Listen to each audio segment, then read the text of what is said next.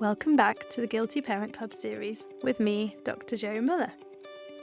In this episode, we're going to be delving into the Child P keys and understanding how each one can help us to feel more confident and calmer as parents, but also to help our children stay more regulated and able to listen too.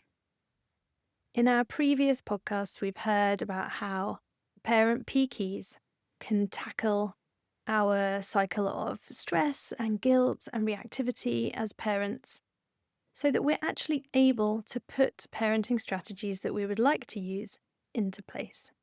Because when we're dysregulated, we simply can't think straight, and we certainly can't behave in the way that we want to. We explored the neuropsychology behind all of this in our early podcasts. So while we understand that it simply isn't our fault that our threat mode gets triggered, there are different ways that we can tackle this cycle. We've heard about how the 6 P keys, which are imperfection, perspective, predictability, playfulness, power, and physical support, can help us as parents. And in this podcast, we're going to focus on the Child P keys and how they help our child and our parenting. So as we know, our kids' brains can easily become dysregulated for many of the same reasons as us.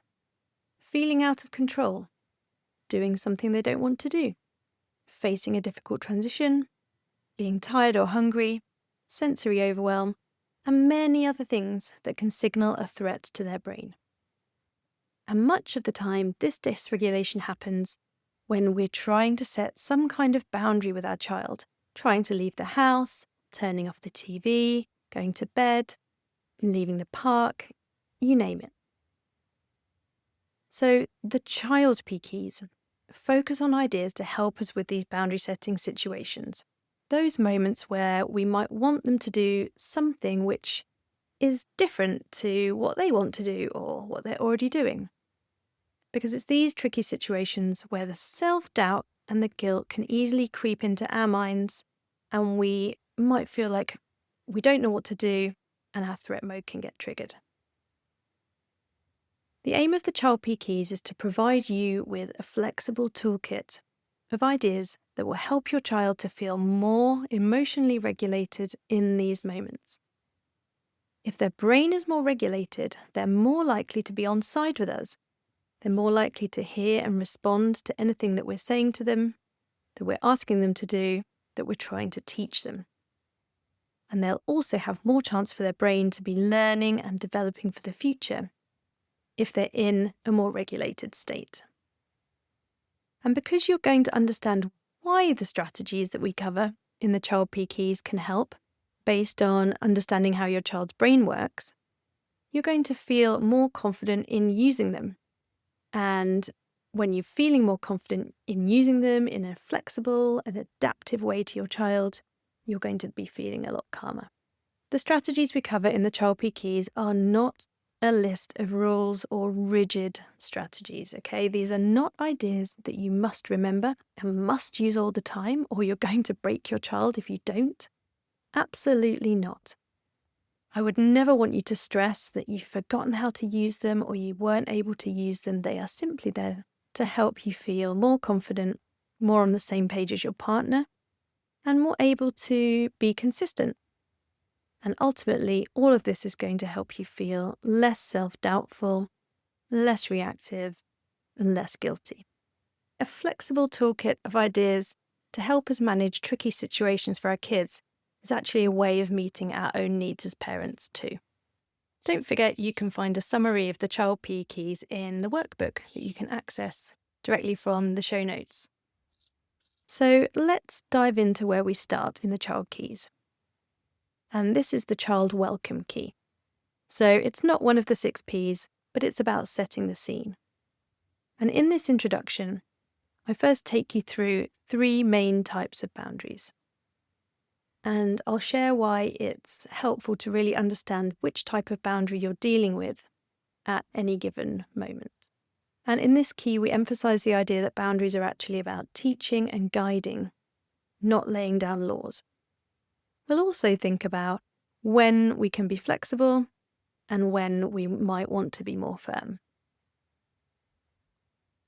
We'll then learn about the 3 main parenting styles and the one that we focus on, which strikes that crucial balance between calm, predictable, respectful leadership and open, empathic communication. And this is the style that's backed by a wealth of research for supporting the healthiest outcomes for children and for parents. It's also worth me saying here that the strategies we cover in the Guilty Parent Club are suitable both for neurotypical children and for most neurodivergent children, as well as if you're not sure. We talk about how each type of strategy can be tailored to your child. I also touch on why, from a neuropsychological point of view, punishments don't really feature in our approach. And that's not to say that the 6 P keys are, in inverted commas, gentle parenting. They aren't. This is about evidence-based parenting, all focused on the idea that if our child's brain stays more regulated, then they're more able to do what we're asking them to do. They're more able to learn for the future. They're more able to connect with us, and we're able to feel calmer and more confident too. So it's wins all round. What's brilliant is you can actually access the Child Welcome Key completely for free. At the end of this podcast series, I have included the 2 Welcome Key episodes as a free bonus. So make sure you give those a listen. So let's move on to the first P key that we cover in the Guilty Parent Club, which is the Child ImPerfection Key. The Child ImPerfection Key is an essential part of this framework, and it's designed to help us embrace the reality that neither we nor our children need to be perfect. We understand about the natural development of our child's brain, particularly the prefrontal cortex and their limbic system, which is the emotional brain, and how we can have more realistic expectations of them and how this understanding can help reduce guilt, frustration, and comparisons.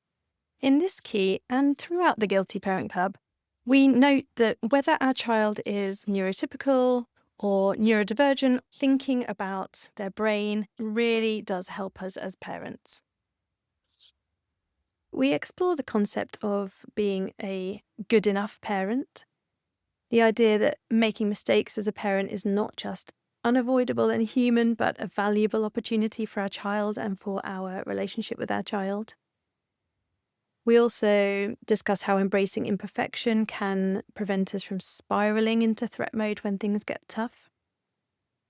And finally, in this key, we cover the backtrack and repair strategy, which is a way to handle those inevitable moments when things don't go quite to plan with your child.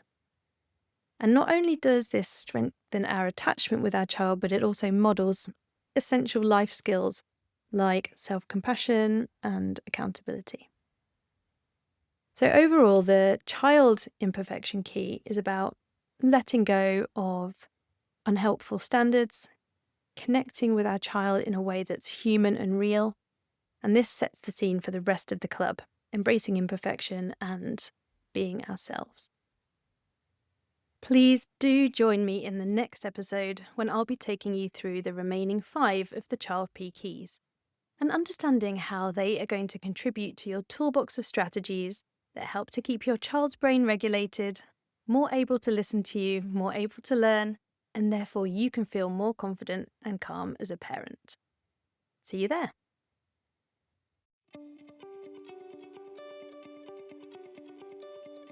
Thank you for tuning in to today's episode. If this episode resonated for you, I would love you to join us in the Guilty Parent Club. As a member of the club, you'll gain access to exclusive private podcasts and workbooks providing deeper dives into these topics, taking you step by step through the 6 P key framework, and they're packed with practical tools that you can apply straight away. For more details, head over to drjoethepsychologist.com/Guilty Parent Club. See you there.